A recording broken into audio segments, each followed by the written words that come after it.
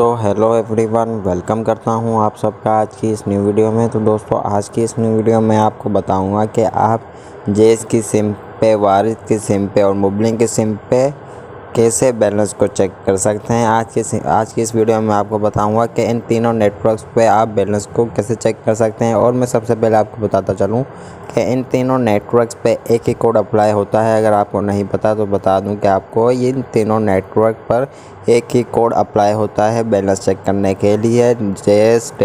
जेस, वारिस, मुबलिन, ये तीनों एक ही नेटवर्क कहलाते हैं और इन पे एक ही कोड अप्लाई होता है। तो आज की इस वीडियो में बताऊंगा कि आप कौन सा कोड अप्लाई करेंगे इन तीनों पे बैलेंस चेक करने के लिए।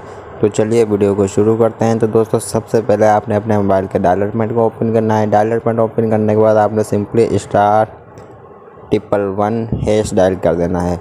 बस आपने ये छोटा सा कोड लगा के इसको अप्लाई कर देना है। मैं फिर से रिपीट कर देता हूँ। आपने सबसे पहले अपने मोबाइल के डायलर पैड को ओपन करना है। डायलर पैड ओपन करने के बाद आपने *11# डायल करना है, यानी *111# डायल करके इस कोड को अप्लाई कर देना है, कंफर्म कर देना है। जैसे आप इस कोड को कंफर्म करेंगे, आपको आपका मौजूदा बैलेंस शो करवा दिया जाएगा। स्टेटस आपको दिखा दिया जाएगा कि आपकी सिम पे कितना बैलेंस मौजूद है।